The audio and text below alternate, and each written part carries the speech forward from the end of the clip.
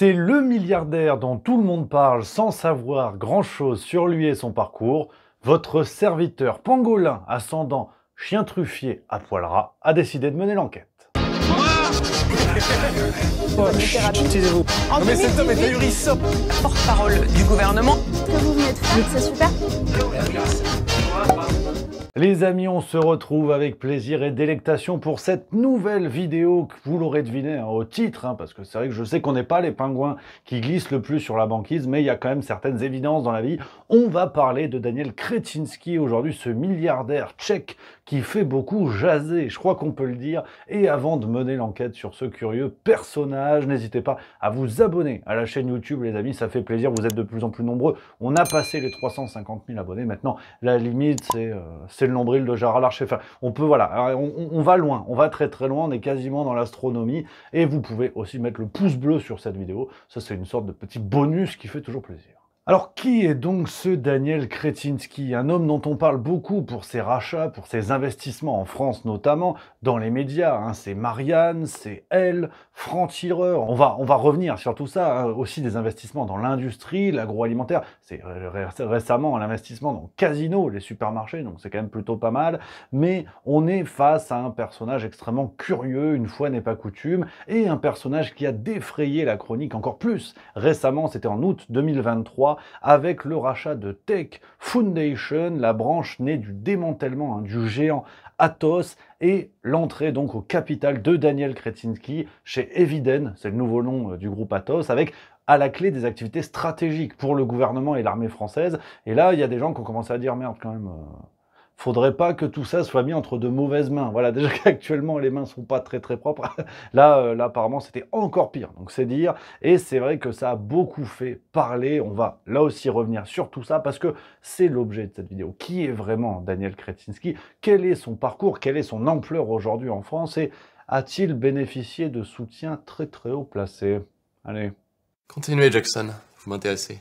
Avant de creuser les dossiers qui fâchent, on va remonter un petit peu le parcours de Daniel Křetínský, l'histoire de son ascension, quand même fort mystérieuse, parce qu'aujourd'hui, à en croire bon nombre de médias français, en tout cas ceux qui ne sont pas détenus par lui, on est face à quelqu'un, un milliardaire qui arrive, qui investit massivement en France, mais on n'en sait pas plus. Apparemment, il aurait trouvé le milliard dans la rue, on ne sait pas vraiment, donc je voulais vous proposer en guise d'apéro, d'apéritif, d'attaquer avec le parcours de ce Daniel Křetínský, né tchèque, je vous l'ai dit, né en République tchèque, en 1975, sa daronne est juriste et son père est docteur en informatique. Alors, c'est vrai que là, tu te dis, merde, Rémi, tu vas loin dans des détails parce que c'est vrai que fondamentalement, on s'en branle. Mais non, voilà, retiens ça parce que tu vas voir, il y a un lien, tout ça est bien écrit, c'est ficelé, c'est du Beethoven. Que je suis par éducation juriste, je viens d'une famille absolument normale tchèque. J'ai 43 ans et mon métier d'aujourd'hui, c'est vraiment entrepreneur. Dès 1998, après des études de droit, dont une partie à Dijon, Cocorico, non ça on s'en branle vraiment par contre, il rejoint l'entreprise JNT en tant qu'avocat. Et c'est là qu'il va gagner son premier grand procès retentissant, ce qui va lui permettre d'empocher une somme rondelette au-delà du million d'euros en guise de prime. Et c'est grâce à ça qu'il va commencer à avoir un petit peu du pognon pour investir. Après le procès en tant que tel, on sait pas plus. Voilà. En 2003, il grimpe, il devient associé dans l'entreprise JNT et il commence sérieusement à investir, notamment dans le club de football de l'AC Sparta Prague. Ceux qui aiment le ballon rond reconnaîtront ce club bien connu. En 2019, il crée une nouvelle branche, toujours dans l'entreprise JNT, branche qui va s'appeler EPH et qui va lui permettre d'investir dans les énergies fossiles. Il va donc racheter des centrales à charbon et tutti quanti pour continuer à faire fructifier son portefeuille. C'est vrai que Daniel Křetínský, ce qui le caractérise, c'est qu'il a du pif. Voilà, parce qu'à ce moment-là, quand il investit dans les énergies fossiles, l'Union européenne, dans sa politique énergétique, commence gentiment à regarder ailleurs, chercher d'autres sources d'approvisionnement, et Křetínský va investir dans des industries liées à ces nouvelles sources d'énergie, donc ce qui va lui permettre encore de continuer à ramasser le pactole. En 2011, il crée son entreprise CMI pour Czech Media Invest, je ne sais pas comment on prononce, j'ai jamais su comment prononcer, CZECH. on va dire Czech, mais toutes mes excuses à nos amis tchèques. Et c'est là qu'il va commencer à investir dans les médias. Un CMI, c'est vraiment sa branche d'investissement dans les médias. Vous allez en entendre parler encore dans cette vidéo.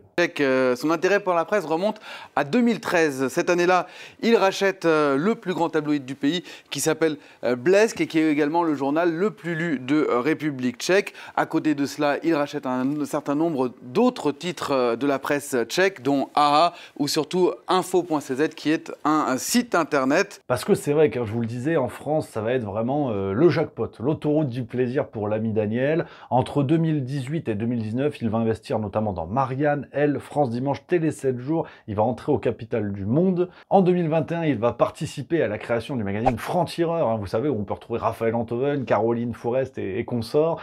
Que des gens qui nous disent non, non, la foi, un autre regard sur la société avec un média indépendant, hein, Franc-Tireur. Voilà. Oui, nous n'avons pas les manières de nos opinions. Nos opinions sont raisonnables, mais on aime bien la bagarre. Donc on est dans l'excès pour dire des choses assez simples finalement. C'est-à-dire qu'on vit une époque, on essaie d'être conforme à cette époque, nous vivons une époque où la raison est récusée. En 2022, Daniel Kretinsky, milliardaire, hein, va voler au secours de Libération et injecter 14 ou 15 millions d'euros environ. Voilà, hein, sans commentaire. Et en 2023, il rachète l'entreprise d'édition Editis, géant du secteur, qu'il rachète au groupe de Vincent Bolloré. 2023, petit breaking news, hein, Daniel Kretinsky a revendu ses parts dans Le Monde, hein, qu'il a vendu à d'autres milliardaires. Voilà, attention, non, non, toujours un certain lien de dépendance, mais là, Le Monde, il a dit ça suffit. Tout le monde s'en branle, moi le premier. L'autre grande spécialité de Daniel Kretinsky, c'est d'investir dans des entreprises en difficulté. Quand je vous dis qu'il a du pif, c'est qu'il est capable d'injecter du pognon quand ça sent pas très bon, et souvent, il arrive à redresser les entreprises. Enfin, jusqu'à preuve du contraire. Ça a été le cas en 2023, je vous le disais, avec les supermarchés Casino, groupe en grande difficulté, et il va mettre du pognon pour relever tout ça. Une décision et un investissement qui a été applaudi par le gouvernement français, alors que quelques années plus tôt, je ne sais pas si vous vous rappelez, le gouvernement français s'était opposé même, au rachat par le Canadien Couche-Tôt du groupe Carrefour. Il y avait eu des bisbilles. Hein. L'Express nous disait, je vous lis, Bruno Le Maire, pourtant opposé voici 2 ans au rachat de Carrefour par le Canadien Couche-Tard, approuve l'appétit du Tchèque, un Européen, souligne le ministère, soulagé d'éviter un drame social à Saint-Etienne où Casino fait vivre 3000 familles, tellement soulagé d'ailleurs qu'il autorise l'entreprise à ne payer ni impôts ni cotisation URSSAF jusqu'à nouvel ordre. Non mais c'est pas vrai. Oui, parce qu'en fait, Daniel Kretinsky, bon, nous on le connaît pas vraiment, on sait pas, je vais jamais serrer la main, je sais pas. Mais le gouvernement français l'aime bien. L'aime beaucoup. Voilà, t'as vu, c'est du teasing, parce que ça c'est américain, c'est des méthodes où tu donnes envie d'aller un petit peu plus loin. Oui, j'ai fait des études quand même, donc tu vas voir, on va en reparler, mais c'est le gouvernement français l'aime beaucoup. Donc dans cette affaire Casino, hein, il avait été applaudi bien sûr par Bruno Le Maire, et ça je veux dire... Hein, voilà, être reconnu pour tes compétences par Bruno Le Maire, qui est quand même ce qu'on fait de mieux en termes de dilatation économique, c'est quand même assez bluffant. Et l'Express, pour vous dire, parce que souvent, quand le gouvernement t'aime bien, les médias t'aiment bien. Je ne sais pas si c'est lié, mais même si, et là on va entrer dans les dossiers qui fâchent, le vrai Daniel Kretinsky n'est quand même pas tout blanc, tout blanc. Continuez, Jackson, vous m'intéressez. Je vous l'ai dit, Daniel Kretinsky profite d'un réseau étonnant, et ça commence par ses parents. Je lis sur mes notes, sa mère Michaela Zidlika, on en parlait, a été nommée à la Cour constitutionnelle de République tchèque en 2004. Donc elle a un rôle politique assez clair. Son beau-père est un certain Petr Kellner, l'homme le plus riche de République tchèque, avec qui il avait entamé pas mal de transactions et de rachats, et notamment quand il s'est lancé, je vous en parlais, dans les énergies fossiles, et le rachat de centrales à charbon, c'est avec son beau-père qu'il a mis un petit peu de pognon, qu'ils ont fait des affaires ensemble. Et c'est vrai que du coup, Daniel Kretinsky, bon, si tu veux, dans ses copains... il n'a pas que le boucher de son village. Non, il y a quand même il y a du beau linge. Il y a du beau linge. Les anciens premiers ministres tchèques, Andrej Babis et Mirek Topolanek. On a Jana Nagyová, qui est une proche collaboratrice de Peter Nekas, et qui est ancien président du gouvernement tchèque. Donc on a du beau monde en France aussi, au fur et à mesure de ses achats, de ses investissements et de ses affaires. Daniel Kretinsky a rencontré du beau monde, et notamment en France, il a débauché Denis Oliven, homme de médias français bien connu, parmi ceux qui pèsent le plus dans le game, on a envie de dire, et c'est Denis Oliven qui a pris la tête de la branche France de CMI, entreprise de Daniel Kretinsky. Denis Oliven, ancien directeur d'Europe 1 par exemple, qui a fait beaucoup de choses, proche de Sarkozy, proche de Carboni, enfin... Le monde est petit. Quelle indignité. L'un des autres problèmes de Daniel Kretinsky, c'est qu'il a été épinglé 2 fois, hein, au moment des Panama Papers, puis des Pandora Papers, hein, voilà, pour du pognon un petit peu planqué à droite à gauche, dans des endroits où normalement c'est illégal, mais bon, voilà, voilà, non...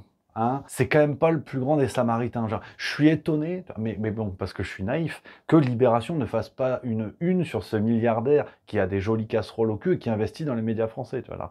Nonobstant le fait qu'il leur a filé 15 millions d'euros. Mais bon, après, c'est vrai que 15 millions d'euros, ça aide à fermer ta gueule quand même. Moi, j'avoue, Daniel Kretinsky, il me donne 15 millions d'euros, demain, je suis tchèque. Hein.